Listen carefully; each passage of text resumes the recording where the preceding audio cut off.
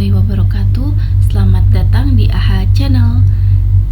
Kali ini kita akan membahas mengenai pendirian perkumpulan di sistem administrasi Badan Hukum SABH AHU Online.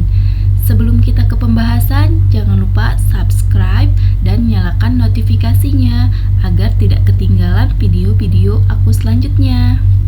Next. Nah, untuk melakukan pendirian di SABH, maka pertama-tama kita akan mengisi data sebagai berikut, yaitu nomor voucher pengesahan akta pendirian yang sudah dibeli sebelumnya dan pastinya sudah dibayar melalui IAP. Kemudian mengisi nomor pemesanan nama. Nomor pemesanan nama ini sebelumnya sudah diajukan dan sudah disetujui, dan nomor kode pembayaran. Oke, next. Nah, ini dia contoh dari nomor pemesan nama perkumpulan. Ini bukti pesan nama perkumpulan yang sudah disetujui oleh menteri ya. Nah, ini nanti di sini ada perkumpulan, nama perkumpulannya di sini. Ini sengaja saya tutupi karena rahasia pastinya. Kemudian telah memperoleh persetujuan dari menteri. Kemudian nomor pesan nama. Nah, di sini juga ada nomor pesan nama, nama perkumpulan, tanggal pemesanan, tanggal kadaluarsa, nomor kode pembayaran, nama pemesan, nomor telepon pemesan, email pemesan, domain yang dipesan jika ada. Jadi ini adalah bukti pesan nama yang sudah mendapatkan persetujuan dari menteri. Jadi sebelum melakukan pendaftaran pengesahan perkumpulan, kita pastikan bahwasannya nama tersebut sudah disetujui oleh menteri yang diajukan sebelumnya, dan biasanya kurang lebih 14 hari maka nama tersebut sudah disetujui, atau jika ada kekurangan maka akan diberitahukan oleh kementerian apa penyebab dari ditolaknya nama tersebut. Oke, next. Nah, setelah mengisi data sebelumnya, maka kita akan diarahkan kepada format isian pendirian perkumpulan. Untuk format isian pendirian perkumpulan terdiri dari nama perkumpulan. Nama perkumpulan ini otomatis narik data sebelumnya ketika kita mengisi nomor voucher pemesanan nama tersebut. Kemudian NPWP ini kosong ya teman-teman untuk NPWP, karena memang pada pendirian ini belum ada NPWP. Nanti bisa diurus setelah pendirian perkumpulan ini terlaksana atau disahkan. Selanjutnya kita mengisi akta notaris. Jadi isi di sini bisa klik tambah akta, kemudian nomor akta dan juga tanggal akta diisi di bagian ini ya teman-teman. Oke, next. Nah, setelah kita mengisi nomor akta, tanggal akta, maka di sini kita disuruh mengisi kedudukan perkumpulan. Jadi kedudukan perkumpulan ini berada di mana? Misalkan di sini saya tulis di DKI Jakarta, kemudian kabupatennya di mana? Di sini misalnya contohnya saya tulis di Jakarta Selatan, kemudian domisili perkumpulannya. Misalkan alamatnya tidak boleh kosong ya teman-teman, karena jika kosong kita tidak bisa lanjut. Jadi alamatnya harus lengkap seperti jalan, atau RT RW di sini boleh 000, tapi jika ada silahkan diisi. Kemudian kecamatan di mana, misalkan di sini ada Kebayoran Lama, kemudian kelurahannya di mana, kemudian kode pos dan nomor telepon silahkan dilengkapi. Setelah dilengkapi kita akan mengisi data selanjutnya. Oke, next. Nah, di sini kita diminta untuk mengisi organ perkumpulan. Nah, organ perkumpulan ini terdiri dari rapat anggota, pengurus, dan pengawas.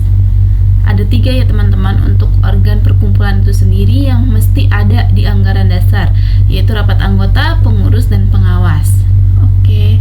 Nah, di organ perkumpulan yang pertama yaitu rapat anggota. Nah, di sini diminta untuk mengisi nama rapat anggota tersebut, misalnya rapat umum anggota, atau bisa disebut RUA, atau jenisnya itu rapat anggota itu dilaksanakannya itu periodenya berapa tahun sekali sih? Misalkan 1 tahun sekali, maka di sini cukup ditulis 1, 2 tahun sekali misalnya tulis 2, dan sebagainya. Kemudian jenis rapat anggota. Nah, jenis rapat anggota ini merupakan, pilih saja di sini ada apakah muktamar, munas, atau kongres, mubes, dan lainnya. Kalau misalkan tidak ada dari 4 ini, maka pilih aja lainnya.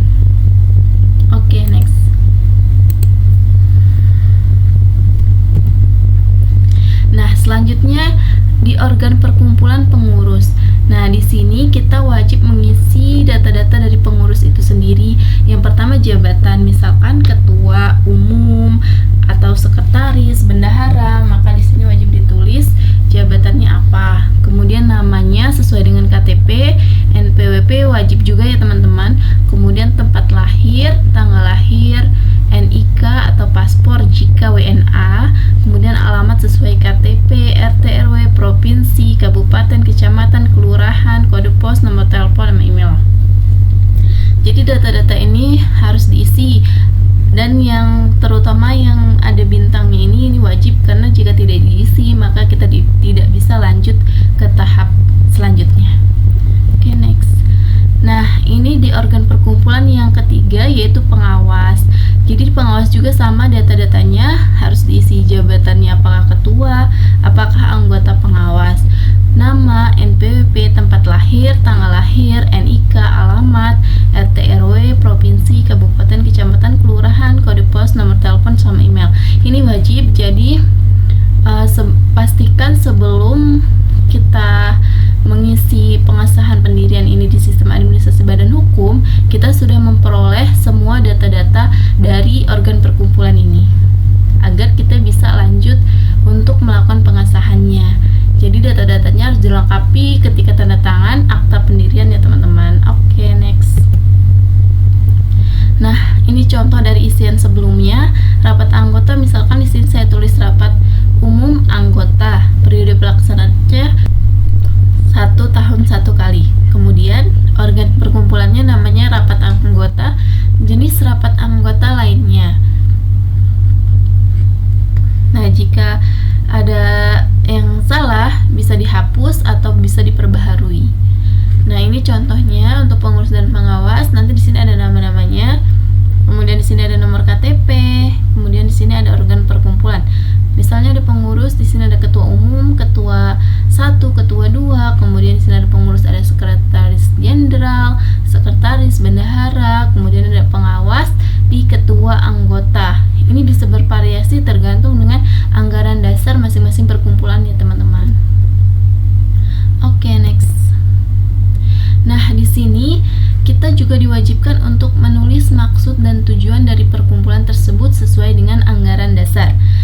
Nah, maksud dan tujuan dari perkumpulan tersebut diantaranya yang wajib diisi adalah asas, tujuan, dan fungsi. Asas dari perkumpulannya itu apa, tujuan dari perkumpulan apa, dan fungsi perkumpulan tersebut apa.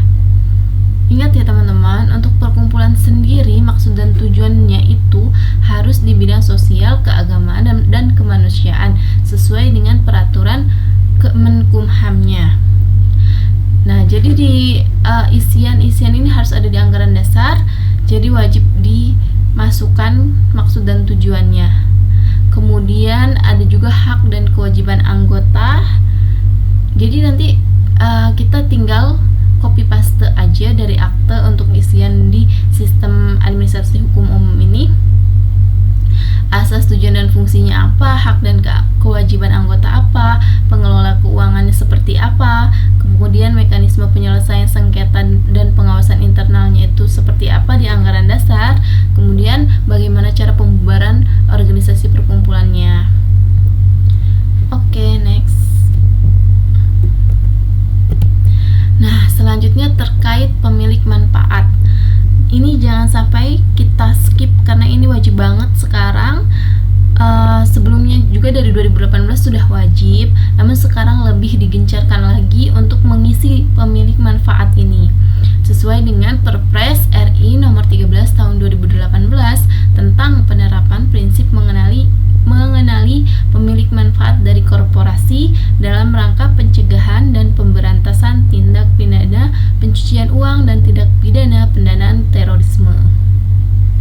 Jadi saat ini pemerintah benar-benar sedang menekankan terkait pemilik manfaat ini. Jadi selain data-data untuk akta dan data-data pengawas dan pengurus, maka kalian juga wajib untuk meminta data pemilik manfaat dari perkumpulan itu sendiri. Nah, untuk data-data pemilik manfaat ini nanti akan saya jelaskan juga di video selanjutnya. Oke, next. Nah, setelah mengisi data pemilik manfaat, diantaranya ada nama identitas, tempat tanggal lahir, kewarganegaraan, alamat, NPWP, hubungan dengan korporasinya, kemudian kriteria dari pemilik manfaat itu sendiri. Setelah ditambah datanya, maka yang tahap terakhir adalah Persyaratan dokumen yang harus dimiliki oleh notaris. Ingat, ini wajib dimiliki oleh notaris ya teman-teman. Yang pertama, salinan akta pendirian perkumpulan pastinya wajib. Kemudian yang kedua, fotokopi NPWP pajak perkumpulan yang telah dilegalisir oleh notaris. Nah, ini nanti setelah diurus kita bisa memintakan NPWP tersebut kepada perkumpulannya. Selanjutnya, surat pernyataan tempat kedudukan disertai alamat lengkap perkumpulan yang ditandatangani oleh pengurus perkumpulan dan diketahui oleh lurah atau kepala desa setempat. Nah, ini bisa dimintakan juga kepada perkumpulannya. Kemudian bukti penyetoran atau keterangan bank atas nama perkumpulan atau pernyataan tertulis dari pendiri yang memuat keterangan nilai kekayaan yang dipisahkan sebagai kekayaan awal untuk mendirikan perkumpulan. Kemudian, surat pernyataan tidak sedang dalam sengketa kepengurusan atau dalam perkara di pengadilan. Ini biasanya ketika kita melakukan perubahan perkumpulan ya teman-teman, maka kita harus memiliki surat pernyataan tidak sedang dalam sengketa kepengurusan atau dalam perkara di pengadilan. Oke, selanjutnya bukti penyetoran biaya PNBP, biaya pengesahan yayasan dan perkumpulan, biaya pengumuman BNTBN perkumpulan. Nah, ini biasanya di sistem juga ada sih. Sebenarnya kita kalau misalkan tidak ada biaya PNBP